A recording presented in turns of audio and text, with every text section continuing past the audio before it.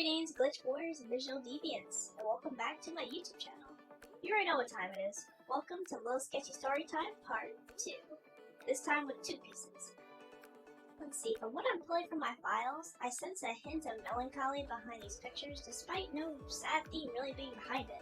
It's kind of strange, actually. The story behind this will give me a more clear backstory of the one I made after. But first, a roast session. Disclaimer!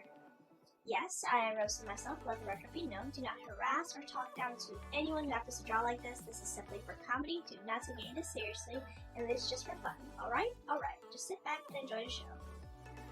Also, another tiny disclaimer. As the drawings kind of move along, I switch between going in a full-blown line art, base color, and then doing details. Some stuff may just be re-sketches of old sketches, while others may be full-blown art pieces, but just bear with me. I got all lesbian Tinkerbell in my last video when it came to giraffe syndrome, but misshapen skulls keep making a comeback. For what? For why? God might not even have the answer to that. But instead of Cyclops, we got baby head disorder with a hint of boomerang anime noses, and honestly, Michael Jackson would be shaking in his loafers. I'm not even gonna talk about the clothes. Goodwill and Foreman Mills got more drip than these downgraded anime style stick men and women. With the likes of, Mom, I want that anime figure. We get anime at home, and this is what's at home. Disgusting. Speaking of the woman, why are the Yiggies, otherwise known in layman's terms as her chest lopsided? One points to the west and the other is pointing south. And honestly, the only thing more confusing and scary besides the cardinal direction on titty 1 and titty 2 is the lack of ribs and general anatomy in her stomach. And speaking of looking like some stickmen, why are the arms looking like some anorexic twigs? Honestly, I'd compliment how I drew the legs and shoes, but I'd have to mention the lack of bone structure, as the ratio of thigh to calf generally terrified me just as much as the 2 matching V-neck shirts these two happen to have. Honestly, these two would have Slenderman running for the hills for how skinny, disproportionate, and overall hideous these two look.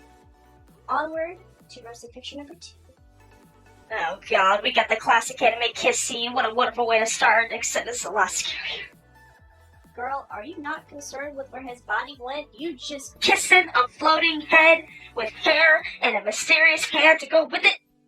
You know what? Nah, she can have that, and those Pringle potato chip lips. Bet they were as dry as a Sahara desert, probably sharp too. You know what? I know we talked about geography earlier, but what about them right angles on that mouth?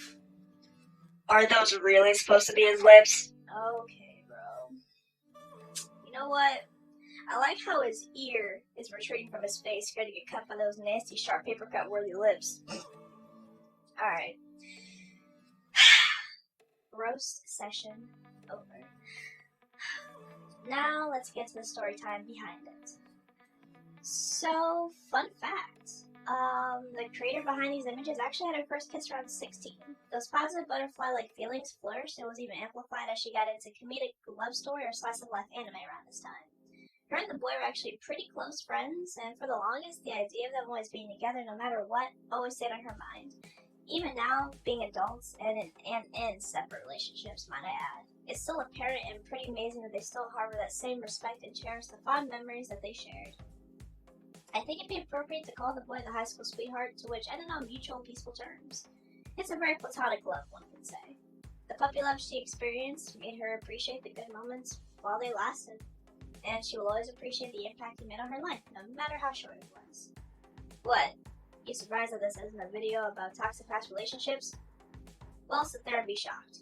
We will never do negative energy here on this channel, so keep up.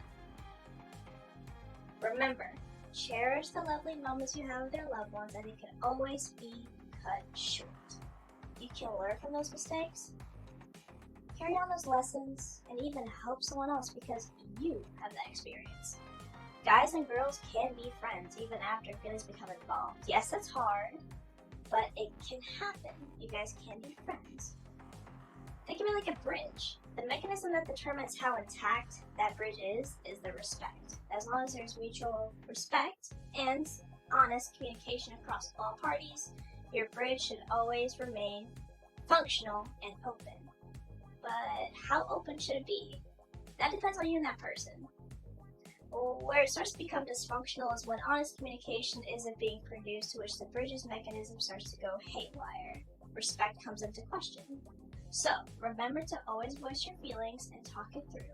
Even if the bridge ends up burning, at least you can assure yourself that You did what you could, and you were honest with yourself and that person.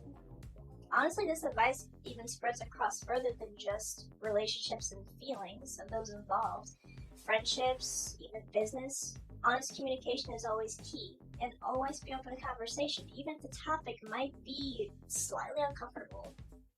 If you're unwilling to be uncomfortable, uneasy, and insecure, you won't get very far. Steve Harvey said that best, and I'm honestly inclined to agree. You'll never really grow if you stay inside your box.